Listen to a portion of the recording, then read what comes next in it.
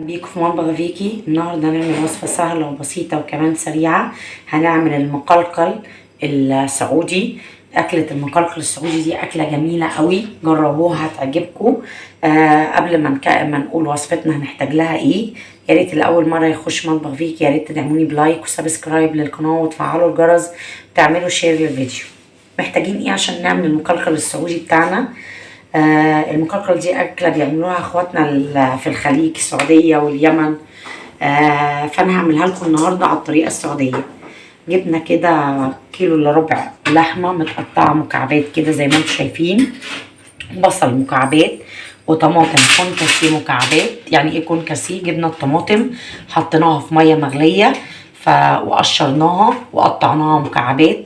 فلفل احمر مكعبات او كيوبس، فلفل اخضر كيوبس او مكعبات، فلفل اصفر نفس الحكايه مكعبات، عصرتين ليمونتين كبار. عندنا معلقه معجون طماطم، ومعلقه معجون الطماطم ديت اللي احنا عاملينها في البيت، هنزل لكم الرابط بتاعها في صندوق الوصف. ومحتاجين توابلنا الجميله، محتاجين ايه، معلقه سكر عشان نعادل الحموضه اللي في الطماطم وفي معجون الطماطم. محتاجين بهارات السبعه، فلفل اسمر، معلقه كبيره توم بالحبهان، مدقوقه بالحبهان. انا طبعا قلت لكم ان انا بحب ادق التوم بالحبهان عشان بدق الحبهان فريش، فتبلي النكهه بتاعته كويس قوي في الاكل، بتبقى قويه، انا بحبه كده. يحب يحط حبهان مطحون براحتكم. فمعلقه توم مدقوقه بالحبهان، جوز الطيب، جنزبيل. هي دي توابلنا وحاجاتنا اللي احنا محتاجينها علشان نعمل المقلقل الايه السعودي. يلا بينا على البوتاجاز اقول لكم هنعمل المقلقل بتاعنا ازاي.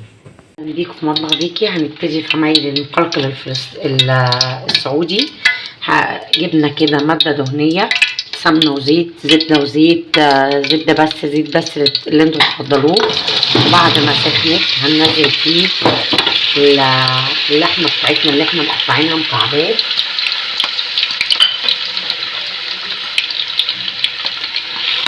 وعايزين اللحمه دي تتشوح، انا هعملها كده افردها في الحله وهسيبها، مش هقلب ولا هاجي ناحيتها الا لما الناحيه ديت تتحمر كويس، علشان انا مش عايزه اللحمه بتاعتي تنزل ميتها. هسيبها كده لما الناحيه دي تتحمر هبتدي اقلبها. خليكم معايا. زي ما انتم شايفين كده نبتدي نقلب اللحمه بتاعتنا، نقلبها بقى على الناحيه اللي ما اتحمرتش.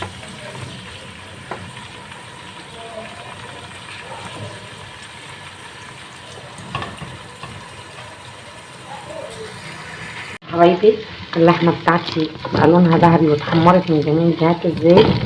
دلوقتي بقى هعمل كده، انا كده حمرتها جامد جدا، قفلت المسام بتاعتها. هصفي بقى من السمنه بتاعتي،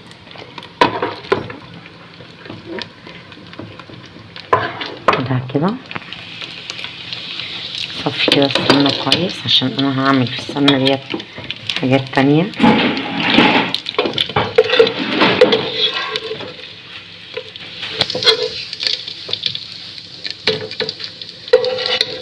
الله على ريحتها، ريحتها في منتهى الجمال ولسه ما عملناش فيها اي حاجه.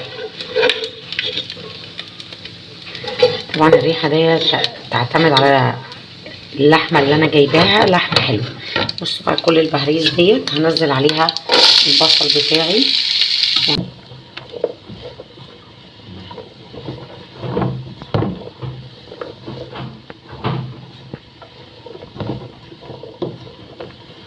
سيبه بقى يتكرمل شويه وهغطيه كمان عشان يتكرمل وهرجع لكم تاني. بصوا البصل بتاعنا هيتكرمل ازاي، انا مش عايزه اكتر من كده، انه يتكرمل بالشكل دوت. قلبته كده تقليبه حلوه، وهنزل بالثوم بتاعي المدقوق بالحبهان، هقلبه كده حبه حلوين. واول ما اشم ريحه الثوم بتاعتي، الله على الريحه. بصوا البصل كان قد ايه، انا عملت على كيلو الا ربع لحمه، عملت حوالي نص كيلو بصل.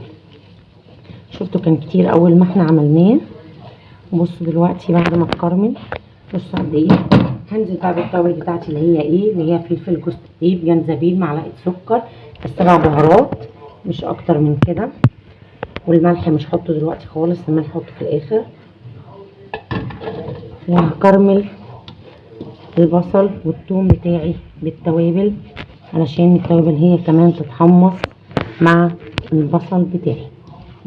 الله على الريحه، ريحه في منتهى الجمال.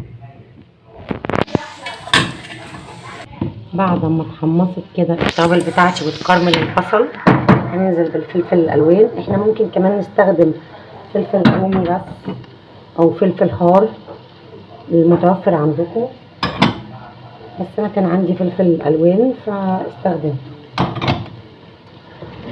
وهقلب الكلام الجميل ده. بصوا الالوان الاكثر من رائعه، بصوا الجميل، بصوا الجميل، بصوا الواناتها مش قادره اقول لكم بقى كمان على الريحه. هنزل بقى بمعلقه معجون الطماطم او معجون الصلصه اللي انا عاملاها في القناه اللي هنزل لكم بيها في صندوق الوصف. هقلبها كده علشان تتحمص برضو مع التوابل والفلفل بتاعي.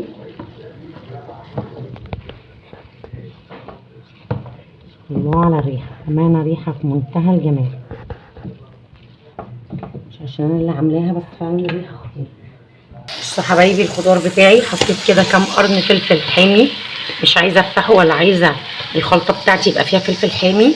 وهنزل باللحمه بتاعتي اللي محمره، وهنزل بالعصاره اللي نزلت منها.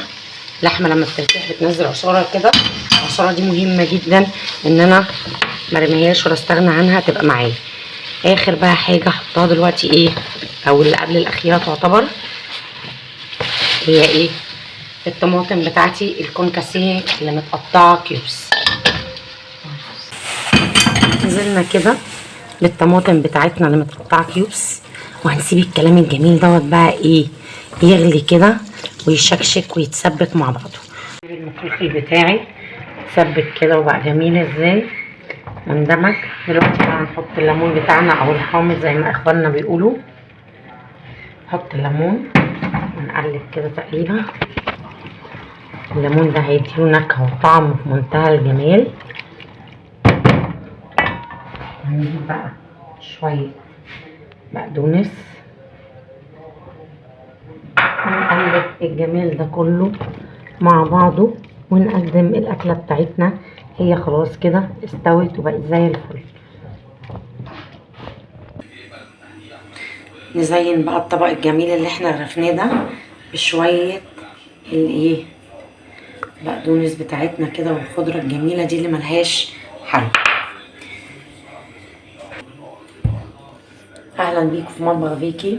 طبق المقلقل السعودي على الطريقه السعوديه بتاعنا زي ما انتم شايفين كده.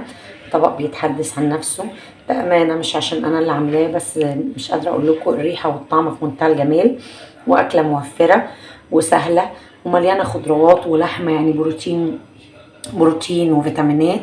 جنب طبق سلطه، جنب طبق رز ابيض، نغمسها كده بالعيش وناكلها بالعيش في منتهى الجمال. يا رب الوصفه تعجبكم. احب اعرف قوي تعليقاتكم، ما تبخلوش عليا بتعليقاتكم، ويا ريت تجربوا المقلقل على الطريقه السعوديه.